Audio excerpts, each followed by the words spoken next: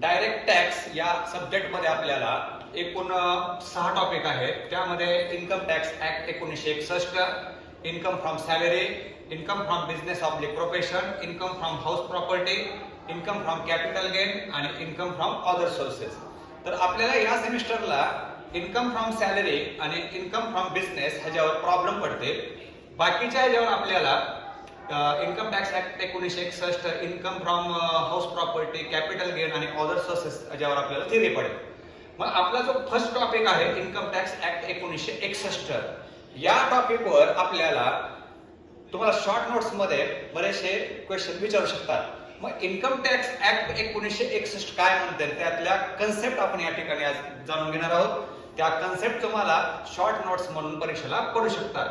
तर टॅक्स म्हणजे काय की गव्हर्नमेंट सर्वसामान्य जनतेच्या उत्पन्नावर टॅक्स आकारतो. टॅक्स म्हणजे ते एक प्रकारे गव्हर्नमेंटचं का असते, उत्पन्न असते.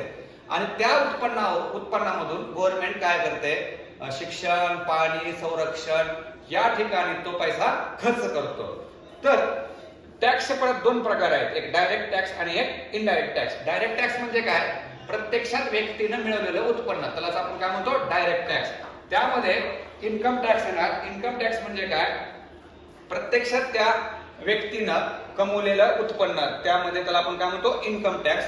त्या इन्कम टॅक्स मध्ये इन्कम टॅक्स झाल्यानंतर सेकंड आहे वेल्थ टॅक्स. वेल्थ टॅक्स म्हणजे काय, त्या प्रत्यक्षात व्यक्तीनं प्रॉपर्टी पासून मिळालेलं जे उत्पन्न आहे ते त्या ठिकाणी वेल्थ टॅक्स मध्ये येते. आणि नेक्स्ट डायरेक्ट टॅक्स उदाहरण आहे गिफ्ट टॅक्स. गिफ्ट टॅक्स जे आहे, ज्या व्यक्तीला कॅश मध्ये गिफ्ट मिळते त्या व्यक्तीला त्याच्यावर टॅक्स भरावा लागतो. म्हणजे बघा, डायरेक्ट टॅक्स किती प्रकार आहेत, 3. इन्कम टॅक्स, वेल्थ टॅक्स आणि गिफ्ट टॅक्स. इन्कम टॅक्स म्हणजे काय, प्रत्यक्षात त्याला मिळालेल्या उत्पन्नावर त्यानं भरलेला टॅक्स. वेल्थ टॅक्स म्हणजे काय, त्यानं कमवलेल्या प्रॉपर्टीवर त्याला मिळालेलं उत्पन्न, त्याच्या प्रॉपर्टीवर सरकारने लावलेला टॅक्स. आणि गिफ्ट टॅक्स म्हणजे काय, त्या व्यक्तीला मिळालेलं जे काय बक्षीस आहे किंवा जे गिफ्ट आहे ते कॅश मधलं जे काय गिफ्ट आहे त्याच्यावर तुम्हाला काय भरावं लागणार आहे, टॅक्स भरावा लागणार आहे. हा झाला डायरेक्ट टॅक्सचा प्रकार. त्यानंतर दुसरा प्रकार आहे इनडायरेक्ट टॅक्स. इनडायरेक्ट टॅक्स जो आहे तो प्रत्यक्षात व्यक्तीला न भरता तो टॅक्स दुसऱ्या व्यक्तीवर लादला जातो. म्हणजे वस्तू विकणारा खुद्द टॅक्स भरत नाही, ज्या व्यक्तीनं ती वस्तू खरेदी केलेली आहे त्या व्यक्तीला त्याचा टॅक्स भरावा लागतो. म्हणजे हा इनडायरेक्ट टॅक्स शेवटी कस्टमरला भरावा लागतो. मग त्या इनडायरेक्ट टॅक्स मध्ये एक्साइज ड्युटी म्हणून एक पहिला टॅक्स आहे. एक्साइज ड्युटी म्हणजे काय, उत्पादन कर असतोय, तो वस्तू तयार केल्यानंतर त्या वस्तूवर शासन काय करते, त्याच्यावर टॅक्स आकारते आणि त्याला आपण काय म्हणतो, एक्साइज ड्युटी. त्यानंतर कस्टम ड्युटी. कस्टम ड्युटी हा एक इनडायरेक्ट टॅक्सचा दुसरा प्रकार आहे. कस्टम ड्युटी म्हणजे काय, आपण बाहेरच्या देशातून ज्यावेळेस वस्तू आयात करतो त्या वस्तूवर आकारलेला टॅक्स, त्यालाच काय म्हणतो आपण, कस्टम ड्युटी. त्यानंतर सेल टॅक्स. आपल्या देशामध्ये जेवढ्या काय वस्तू तयार झालेल्या आहेत त्या सर्व वस्तूवर सेल टॅक्स शासन लावते. म्हणजे त्या सर्व वस्तूवर टॅक्स आपल्याला भरावा लागतो. आता त्यानंतरच्या आपण इम्पॉर्टंट बेसिक कन्सेप्ट या ठिकाणी घेणार आहोत. आपल्याला डायरेक्ट टॅक्स आणि इनडायरेक्ट टॅक्स समजलेला आहे. त्यानंतरच्या या कन्सेप्ट फार महत्वाचे आहे. आता पहिली कन्सेप्ट आहे बघा, असेसमेंट इयर. असेसमेंट इयर म्हणजे काय, ही एक 12 महिन्याचा एक पिरियड असतो की जे 1 एप्रिलला चालू होतो आणि 31 मार्चला संपतो. असेसमेंट इयरलाच आपण इन्कम टॅक्स इयर देखील म्हणतो. आता असेसमेंट इयर नेमकं काय की एखाद्या व्यक्तीनं 2021-22 ला उत्पन्न मिळवलेलं आहे.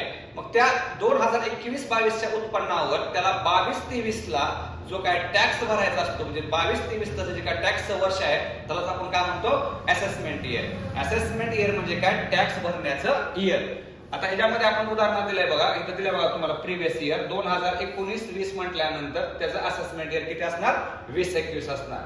प्रिव्हियस इयर जर 2020-21 असेल तर त्याचं असेसमेंट इयर असणार 21-22. प्रिव्हियस इयर जर 21-22 असेल तर त्याचं असेसमेंट इयर असेल 22-23. प्रिव्हियस इयर जर 22-23 असेल तर त्याचं असेसमेंट इयर असेल 23-24. असेसमेंट इयर म्हणजे काय, इन्कम टॅक्स भरण्याचं वर्ष. त्यानंतरचे कन्सेप्ट आहे बघा प्रिव्हियस इयर. आता प्रिव्हियस इयरलाच आपण फायनान्शियल इयर देखील असं म्हणतात. मग प्रिव्हियस इयर म्हणजे काय, की त्या एम्प्लॉईनं किंवा त्या एसएससीनं किंवा त्या इन्कम टॅक्स भरणाऱ्या टॅक्स पेअरनं ज्या वर्षामध्ये उत्पन्न मिळवलेलं आहे त्यालाच आपण काय म्हणतो, प्रिव्हियस इयर म्हणतो. प्रिव्हियस इयर म्हणजेच काय, फायनान्शियल इयर, प्रत्यक्षात मिळालेलं उत्पन्नाचं वर्ष. आता दिलंय बघा प्रिव्हियस इयर 2019-20 म्हटल्यानंतर असेसमेंट इयर किती असणार, 20-21. प्रिव्हियस इयर जर 2020-21 असेल तर त्याचं असेसमेंट इयर असेल 21-22. प्रिव्हियस इयर जर 21-22 असेल तर त्याचं असेसमेंट इयर असेल 22-23. प्रिव्हियस इयर 22-23 असेल तर असेसमेंट इयर किती असेल, 23-24. प्रिव्हियस इयर म्हणजेच काय, फायनान्शियल इयर, प्रत्यक्षात मिळालेलं उत्पन्न म्हणजे 12 महिन्याचा देखील हा हे प्रिव्हियस इयर असू शकते. त्यानंतर नेक्स्ट कन्सेप्ट आहे इन्कम. इन्कम तर माहित आहे, इन्कम म्हणजे काय, प्रत्यक्षात त्या व्यक्तीला मिळालेलं उत्पन्न. मग त्या व्यक्तीला उत्पन्न कुठून मिळू शकते, त्याला सॅलरी, त्याला पगार मिळाले, त्या एम्प्लॉईला पगार मिळाले, तिथं काय असणार, उत्पन्न असणार. नेक्स्ट उत्पन्न काय असणार, profit or gain earn operating business activities. त्या संबंधित व्यक्तीला त्याच्या बिझनेस पासून किंवा प्रोफेशन पासून मिळालेला प्रॉफिट हे त्याचं काय असणार आहे, उत्पन्न असणार आहे. त्यानंतर dividend paid by company. Dividend म्हणजेच काय की कंपनीमध्ये एखाद्या व्यक्तीनं शेअर्स मध्ये गुंतवणूक केली असेल तर त्या कंपनीला प्रॉफिट झाल्यानंतर कंपनी डिव्हिडंड डिक्लेअर करते, त्या शेअर होल्डरला मिळालेलं डिव्हिडंड हे देखील त्याचं काय असते, उत्पन्न असते. त्यानंतर एनी अलाउन्सेस फ्रॉम एम्प्लॉयर म्हणजे मालकांना दिलेले जेवढे काय अलाउन्सेस आहेत, भत्ते आहेत, ते देखील त्या टॅक्स पेअरचं काय असणार आहे, टॅक्स भरणाऱ्या व्यक्तीचं काय असणार आहे, उत्पन्न असणार आहे. त्यानंतर employer contribution to provident fund. एम्प्लॉईचं कॉन्ट्रीब्युशन प्लस एम्प्लॉयर देखील कॉन्ट्रीब्युशन टाकत असतो. मग एम्प्लॉयरनं जर एम्प्लॉईचं कॉन्ट्रीब्युशन भरलं असेल तर ते देखील त्याचं काय असणार आहे, उत्पन्न असणार आहे. त्यानंतर उत्पन्नामधला नेक्स्ट आहे बघा income from let house property.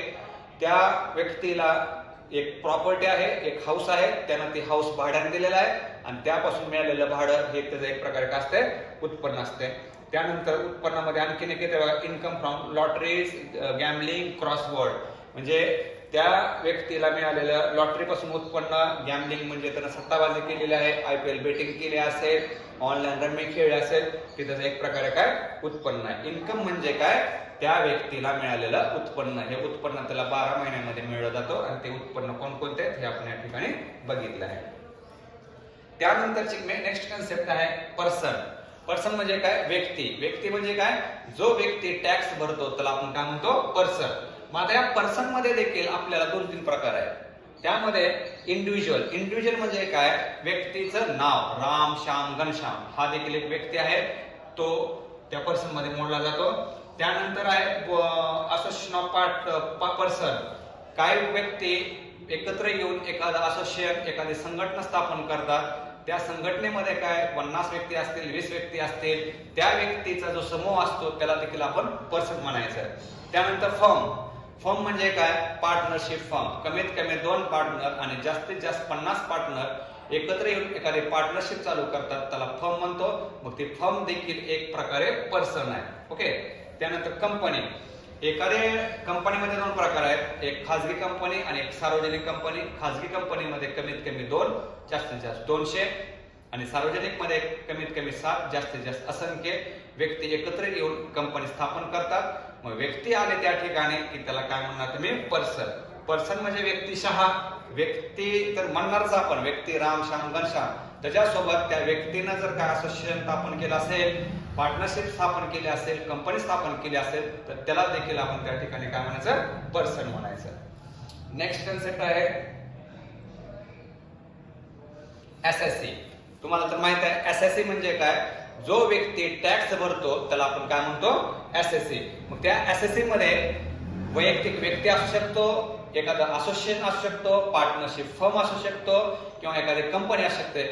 जो व्यक्ती टॅक्स भरणार आहे, संबंधित 12 महिन्याच्या उत्पन्नावर जो व्यक्ती टॅक्स भरणार आहे त्याला आपण काय म्हणतो, एसएससी. त्या एसएससी मध्ये व्यक्ती, पार्टनरशिप फर्म, असोसिएशन, कंपनी याचा समावेश होतो.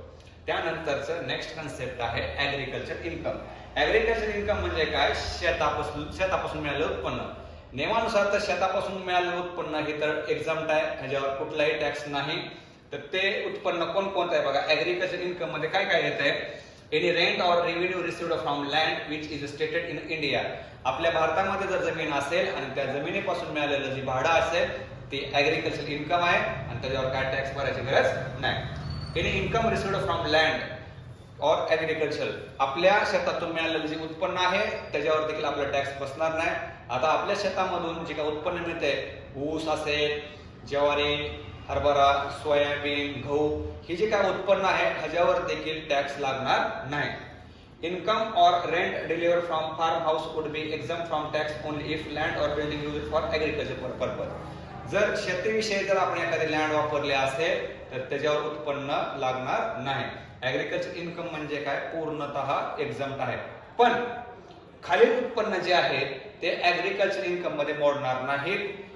त्या उत्पन्नावर तुम्हाला टॅक्स निश्चितच भरावा लागणार आहे. ते उत्पन्न कुठला, income from sale of wild grass and reeds, म्हणजे आपण जर आपल्या शेतामध्ये एक विक्रीसाठी जर घास म्हणजे गवत जर लावलं असेल आणि ती जर मार्केटमध्ये विकत असो तर ते एक आपलं अदर सोर्सेस आहे, त्याच्यापासून आपल्याला प्रॉफिट मिळणार आहे, त्याच्यावर आपल्याला टॅक्स भरावा लागणार आहे. Income from forest trees, fruits and flowers, तुम्ही जर तुमच्या शेतामध्ये ट्रीज, झाडं, फुलं, फळं जर लावत असाल आणि ते जर तुम्ही मार्केटमध्ये विकत असाल तर ते एक प्रकारे तुमचा बिझनेस झाला, तो तुमचा एक प्रकारे प्रॉफिट झाला, त्यावर तुम्हाला टॅक्स भरावा लागणार आहे. त्यानंतर income from markets, fisheries and fisher, तुम्ही जर तुमच्या शेतामध्ये मत्स्यपालन जर केलं असेल तर ते माशाचं तुम्ही पालन केल्यानंतर ते मासे तुम्ही मार्केटमध्ये विकणार आहात, त्या माशापासून जे मिळणार उत्पन्न आहे ते एक प्रकार तुमचा प्रॉफिट आहे, त्यामुळे तुम्हाला टॅक्स त्या ठिकाणी भरावा लागणार आहे. त्यानंतर dividend received from company which innovate in agriculture activities, तुम्ही एखादी जमीन एखाद्या कंपनीला दिलेला आहे आणि त्या कंपनीला जर प्रॉफिट झाला असेल, तिथून जर मिळालेलं डिव्हिडंड असेल तर ते पूर्णतः टॅक्सेबल आहे, त्याला माफ नाही, त्याच्यावर तुम्हाला टॅक्स भरावा लागेल. त्यानंतर रॉयल्टी इन्कम फ्रॉम माइन्स, तुम्ही जर एखादी तुमची जमीन एक खान म्हणजे कोळसा खान असेल किंवा मुरुम असेल त्यासाठी दिला असेल, त्यापासून तुम्हाला जे मिळणार उत्पन्न त्यावर तुम्हाला टॅक्स भरावा लागणार आहे. त्यानंतर income from making butter and cheese, तुम्ही तुमच्या शेतामध्ये एक डेअरी प्रोडक्टचा एक बिझनेस चालू केला असेल तर ते एक प्रकारे त्यापासून मिळालेलं उत्पन्न हे तुम्हाला टॅक्सेबल आहे, त्यावर तुम्हाला टॅक्स भरावा लागणार आहे. परत income delivered from sale of stone म्हणजे काय, तुम्ही तुमच्या शेतातले जे काय दगड आहेत, दगड गोटे विकल्यानंतर तुम्हाला त्यातून प्रॉफिट होणार आहे, त्यावर तुम्हाला टॅक्स भरावा लागणार आहे. त्यानंतर receipt from previous year on film shooting in a farm house, बघा तुमच्या शेतामध्ये जर एखाद्या पिक्चरची शूटिंग किंवा एखाद्या सिरियलची शूटिंग जर झाली असेल आणि तिथून जर तुम्हाला उत्पन्न मिळालं असेल तर त्यावर तुम्हाला टॅक्स भरावा लागेल. त्यानंतर income arrange from supply of water of other, तुमच्या शेतातून जर तुम्ही पाण्याचा पुरवठा केला असेल आणि त्यापासून जर तुम्हाला उत्पन्न मिळालं असेल तर त्यावर तुम्हाला टॅक्स भरावा लागेल. म्हणजे बघा हे तुमच्या शेताच्या निगडीतच असलेले उत्पन्न आहे, पण ह्याच्यावर तुम्हाला टॅक्स भरावा लागेल, कारण ह्यापासून तुम्हाला प्रॉफिट मिळालेला आहे. म्हणजे वरचे जे आहेत का, तुम्ही तुमच्या शेतामध्ये जर अन्नधान्य जर पिकवलं असेल तर त्यावर तुम्हाला टॅक्स बसणार नाही.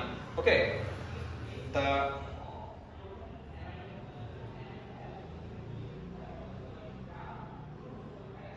त्यानंतरची कन्सेप्ट आहे ग्रॉस टोटल इन्कम.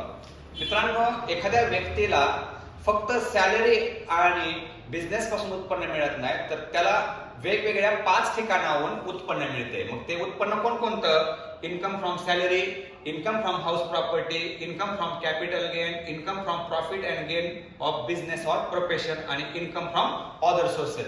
मग हे 5 उत्पन्न जे आहेत, ह्या 5 उत्पन्नाच्या बेरजेला तुम्हाला काय म्हणायचंय, ग्रॉस टोटल इन्कम. का त्याला ग्रॉस टोटल इन्कम म्हणायचंय, कारण त्यामधून तुम्हाला अंडर सेक्शन 80C आणि under section 80C to under section 80U नुसार आणखी वजावट मिळालेली नाही. वजावट मिळण्यापूर्वीचं जे काय तुमचं उत्पन्न आहे त्याला काय म्हणायचं, ग्रॉस टोटल इन्कम. आणि त्या ग्रॉस टोटल इन्कम मध्ये तुम्हाला एकूण किती प्रकार आहेत, 5 प्रकार आहेत. आणि ग्रॉस टोटल इन्कम झाल्यानंतर टोटल इन्कम आहे. बघा या टोटल इन्कम मध्ये तुम्हाला एकूण मगा म्हटल्याप्रमाणे एकूण 5 उत्पन्न आहेत. Income from salary, income from house property, capital gain, income from business or profession, income from other sources, त्याला तुम्ही ग्रॉस इन्कम म्हणू शकता. आणि त्यातून जर तुम्हाला ह्या 5 इन्कम पैकी जर गेल्या वर्षी कुठल्या इन्कम मध्ये जर लॉस असेल तर तो लॉस तुम्ही त्या ग्रॉस इन्कम मधून लेस करायचा आणि लेस केल्यानंतर तुमचं ग्रॉस टोटल इन्कम येईल आणि त्यातून deduction under section 80C to 80U म्हणजे इन्कम टॅक्सने तुम्हाला काय सूट दिलेले असतात, त्या सूट वजा केल्यानंतर तुमचं टोटल इन्कम असणार की त्यावर तुम्हाला काय बसणार, टॅक्स बसणार. तर मित्रांनो, हा आपला फर्स्ट टॉपिक होता इन्कम टॅक्स ऍक्ट 1961 नुसार. इन्कम टॅक्स म्हणजे काय, टॅक्सचे प्रकार आणि या टॅक्स मधल्या ज्या काय आपण 8-10 कन्सेप्ट बघितलेल्या आहेत, या कन्सेप्टवर तुम्हाला शॉर्ट नोट्स मध्ये तुम्हाला काय त्यातले प्रॉब्लेम्स किंवा शॉर्ट नोट्स मध्ये तुम्हाला काय त्यातले पॉइंट्स विचारू शकतात, व्यवस्थित ते पॉइंट्स तुम्ही लिहू शकता.